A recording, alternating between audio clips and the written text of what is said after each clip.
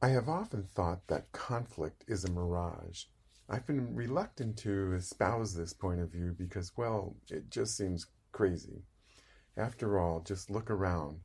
You can see lots of conflict. I recently had an aha moment and am now willing to say most conflict in organizations doesn't really exist. And before you stop listening, and because you think I'm nuts, let me just explain. I'm now convinced that conflict is similar to a shadow. Now, stick with me. Does a shadow exist? You can certainly see a shadow. Can you touch it and feel it? No. Does a shadow exist independent of the light source, an object blocking the light? No. Take away the light and the shadow goes away. Take away the object and you're left with a bright spot, not a shadow.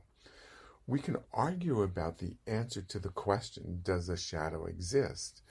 But we will probably agree that you can't change a shadow without focusing on the generative source. Conflict is the same way.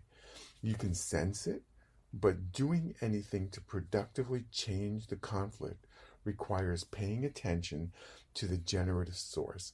So, what is the generative source of conflict? No, it is not what someone did or said. No, it is not that someone hurt you. The source of the conflict lies in the conversations you have or don't have. When your conversations are broken, conflict ensues. When your conversations are authentic, conflict disappears. It really is that simple. It is like turning off the light source that creates your shadow. It is quite magical to anyone who doesn't understand the system. If you're in the middle of a heated conflict, you probably still think I'm nuts, or at minimum, misguided. Your conflict is real to you. It is painful, and it is unproductive. But stay tuned. I will be sharing more about the secrets of conflict in future posts.